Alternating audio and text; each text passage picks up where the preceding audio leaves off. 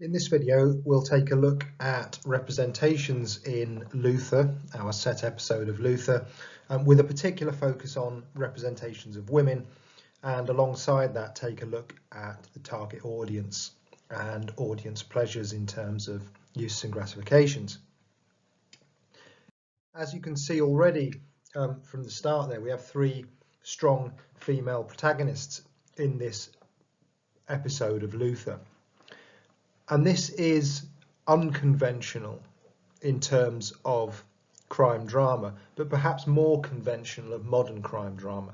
In the past, particularly in the 70s, 80s, and even in the 90s, in crime drama, women very often are the victims of crime.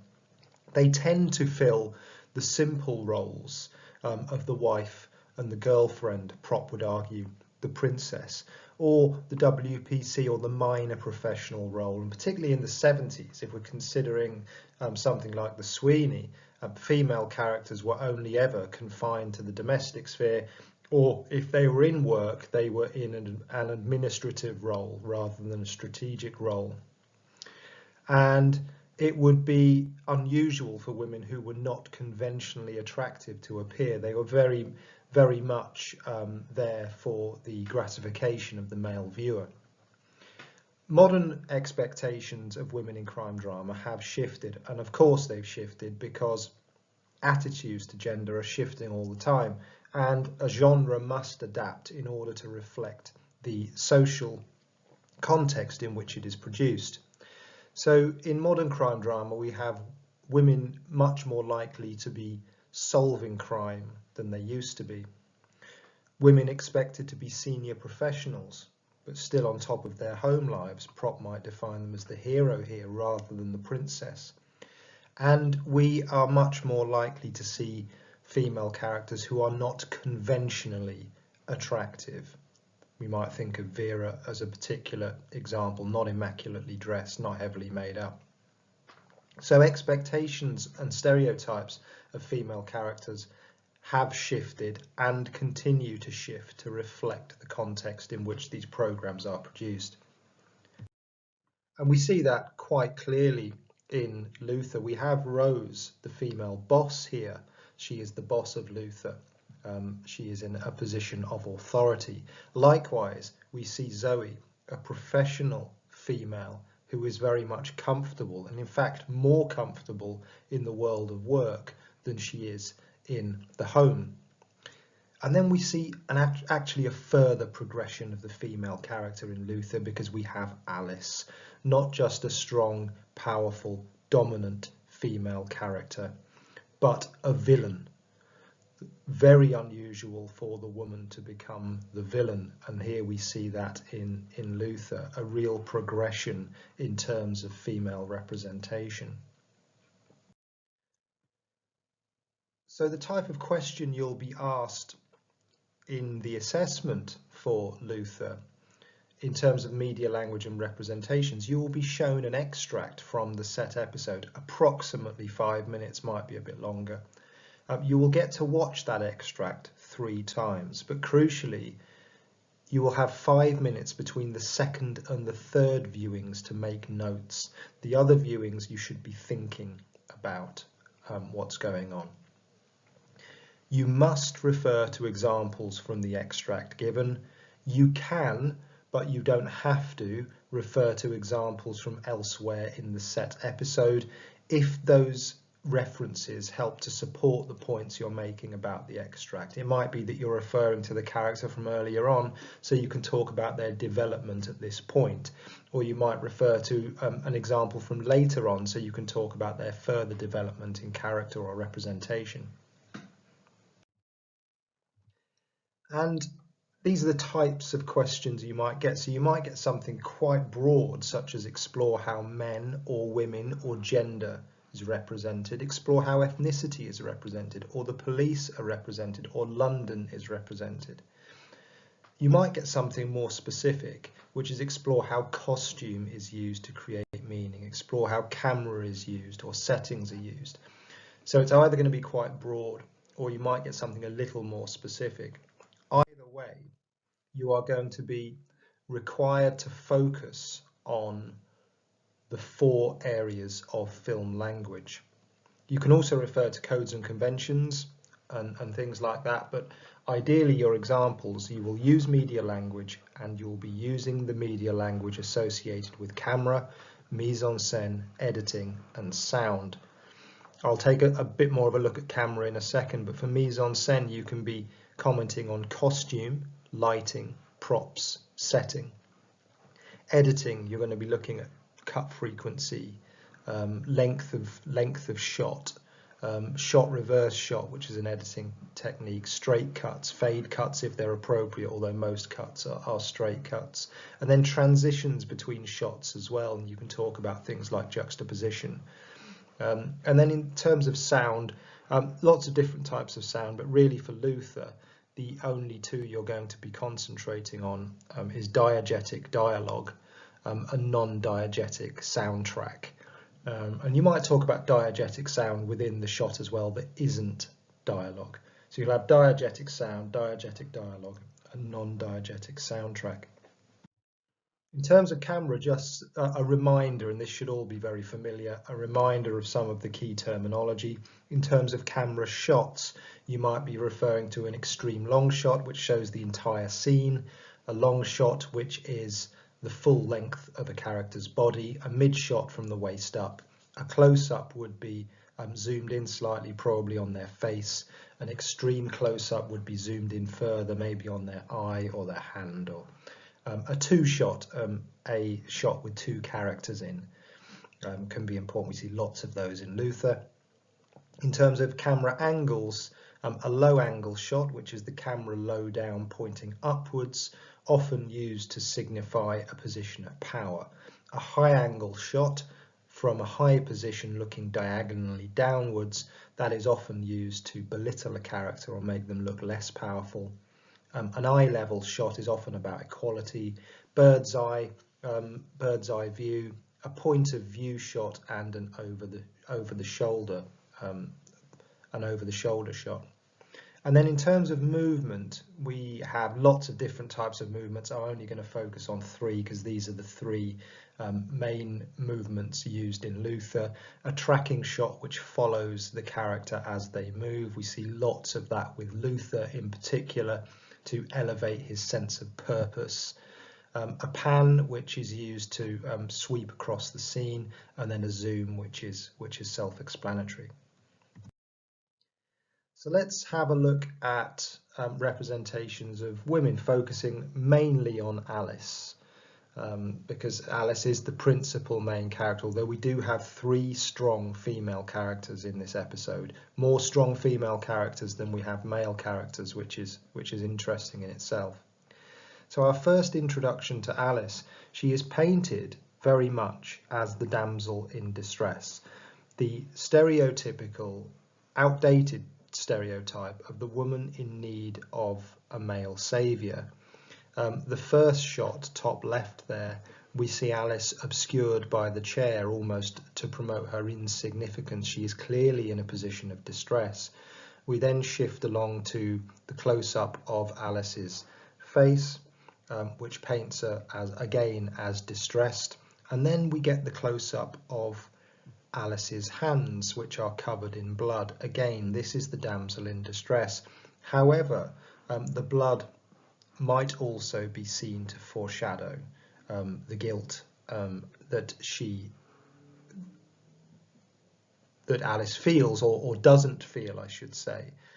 The guilt that is placed upon her. She is guilty. It might foreshadow that later in the episode. The representation of Alice as a woman continues to develop, and it develops significantly during the interview scene. Initially, once again, in this we get a load of shot reverse shot, which establishes a sense of equality between Luther and Alice.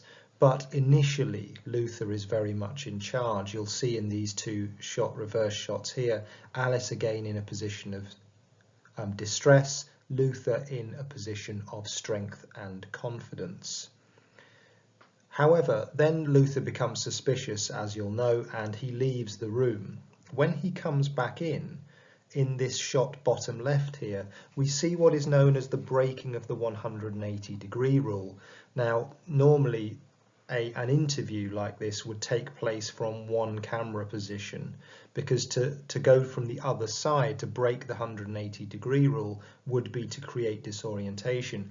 And we see that here. The camera was initially on the other side of these two characters, with Luther on the right, Alice on the left.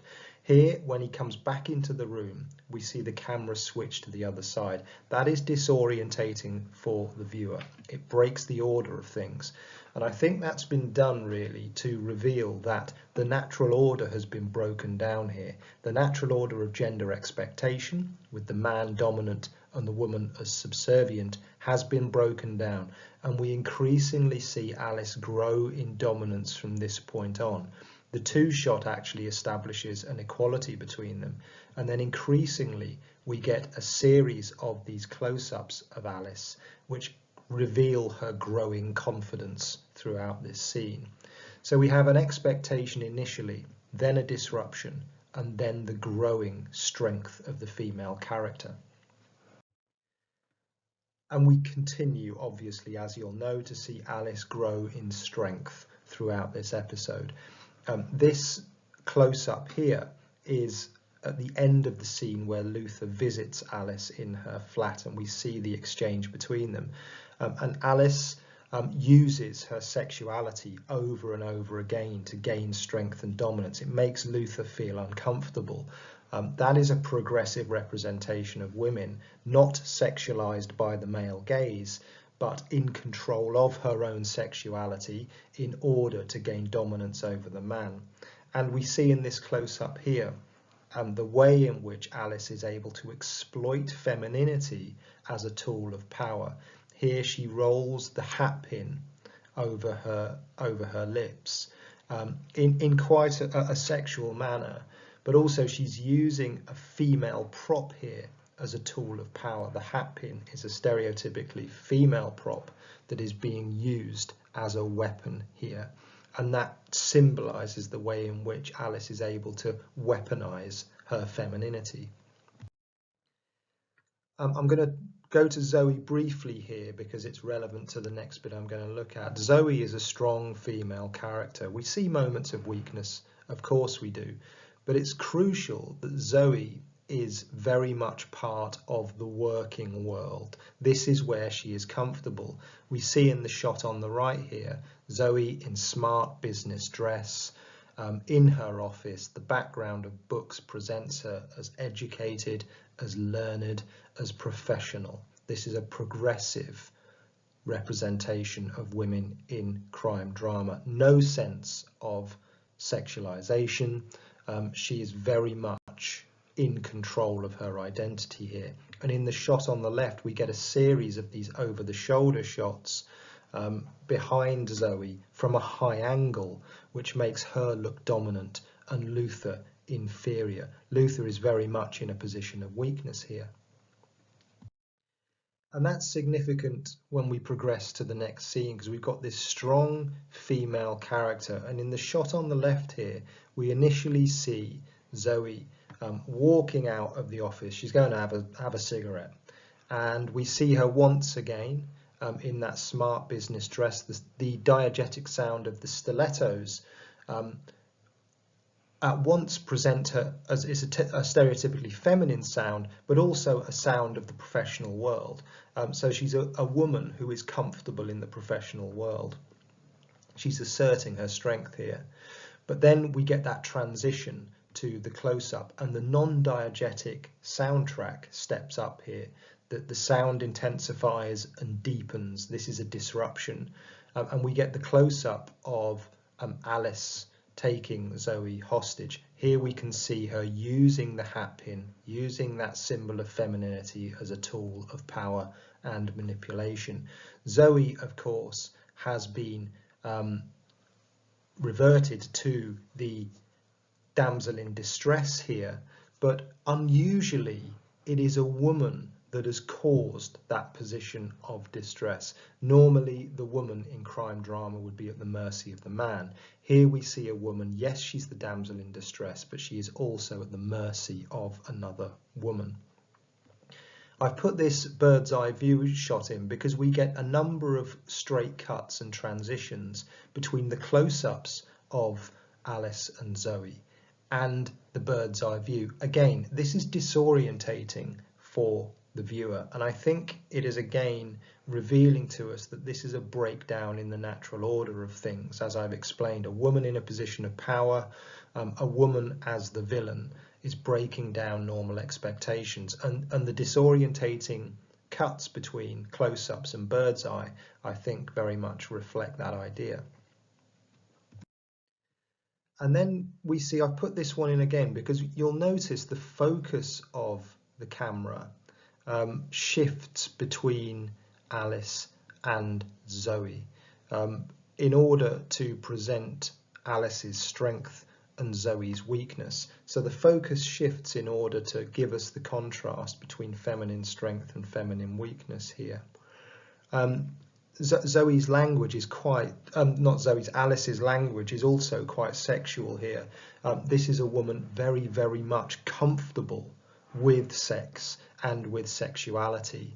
Again, a progressive stereotype of women in crime drama, not sexualized, but owning that sexuality. And once again, we finish with that disorientating bird's eye view before Alice lets Zoe go and she returns, and we get the quickening stiletto sound at the end of this scene as a symbol of Zoe's panic and weakness. And we finish with the close-up of Alice again rolling that hat pin in quite a sexual manner over her lower lip, taking ownership of her sexuality, using this symbol of femininity as a tool of power and manipulation. And then I'm going to go to the bridge scene. The first shot I picked out here is the extreme close-up of the knife, and I think this is important because here we see another weapon being used, but this time again in a way it is a symbol of femininity because it's a knife from the kitchen. So what Alice is doing here, I've put Luther versus Zoe on this slide, apologies, it's of course Alice. What Alice is doing here is taking that symbol of the domestic and using it as a weapon again. So she's taken something stereotypically feminine, if you like, and using it as a weapon. She's turning round these expectations and these symbols of femininity. It also shows a progression in her power. She's gone from the hatpin to the knife. We see her growing in strength and growing in dominance and growing in confidence throughout this episode. Then we get this we get a series of intriguing close-ups where we get a bit of Luther's face and Alice's face in focus. Alice is very much in control here, very much in control. And she says to Luther, "You don't know me at all." Almost as if to say, I'm not a typical woman. You don't know me. You cannot treat me like any other woman. Then we get that shift where Luther throws the ashes off the bridge, and he uses that as a moment to gain control of the situation, and he has Alice held over the edge of the bridge. But even in this position here, we get a high angle shot which would normally place Luther in a position of superiority. But Alice remains supremely confident, and she says to Luther again, she says, "Kiss me." And so she's using her sexuality to make him feel uncomfortable. And that is what ends up breaking up this moment. And towards the end, we get this two-shot of Luther and Alice, which reveals an equality between the two of them. There's a mutual respect here, I think, between Luther and Alice. Interestingly, we get the motif of the bridge throughout this scene to highlight perhaps the separation between them, but also the connection between the two of them. They are not as disconnected by their gender as you might expect. They are similar in many, many ways. On the back of that, I just wanted to have a look at audience and how Luther appeals to audiences. If you get an audience question, or how audiences respond, or audience pleasures question in the GCSE, you must refer to Uses and Gratifications, Blumler and Katz 1974, because that is the set audience theory for GCSE.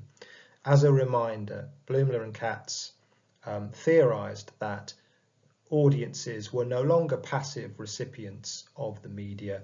Instead, they consumed media in order to gain one of the following pleasures: diversion or escapism, so an escape from everyday life, a way to forget our everyday life. Personal identity, the idea that we either see ourselves reflected in a media text or our identity is reinforced through a media text. Personal relationships or social interaction, the way in which media texts allow us to interact with each other, but also the way media texts create social groups and create movements of people. And then we've got surveillance and knowledge, using media texts to increase knowledge, to receive facts and information. In terms of diversion, of course, this is the principal audience pleasure for a crime drama. It is designed to be entertaining. We watch it to escape our everyday lives. We watch it as a form of entertainment. Of course, we have fictional characters. We have a heightened sense of drama, heightened emotion, which detaches it slightly from our everyday lives, even though it takes place in the real world with real locations. In terms of personal identity, this one is quite interesting with regards to Luther, because this is for a modern audience with modern expectations of gender and ethnicity. We therefore have these three strong female characters reinforcing the progressive, strengthening identity of the female audience. Significantly, we have a strong black male protagonist. This is unconventional for crime drama, even for modern crime drama. This is a relatively new convention for crime drama, and again, this is to appeal to an audience which is much more racially diverse. Let's not forget, one of the BBC's aims and objectives is to reflect the diversity of the UK. And in an increasingly diverse society, it is important that the BBC provides protagonists and identities and idols which allow a diverse audience to reinforce and recognise its own identity. We of course have real life issues reflected, and the audience, many of the audience will have gone through some of the issues we see here: relationship issues, marriage problems, mental health problems that Luther experiences. So they see their own issues reflected, which helps to reinforce their own position and their own identity. And then finally, this idea of the metrosexual male. Yes, Luther is a strong male protagonist, but he also has this vulnerable side. He is emotional, he is mentally unstable, and this appeals to the modern man who, yes, there is still this requirement to be strong, but there is also an expectation of vulnerability at the same time. And then finally, surveillance and knowledge. This is a police crime drama, and we therefore learn something of, even though it's fictional, something about police procedure. The interview scene has become very, very familiar to us as audiences. We understand, or we think we understand, how police interviews take place based on our consumption of crime drama. Similarly, we think we understand what a police station setting looks like, what crime scenes and forensics look like. And also in this set episode, we get some understanding of the disciplinary procedure of the police, with Luther being suspended and then reinstated.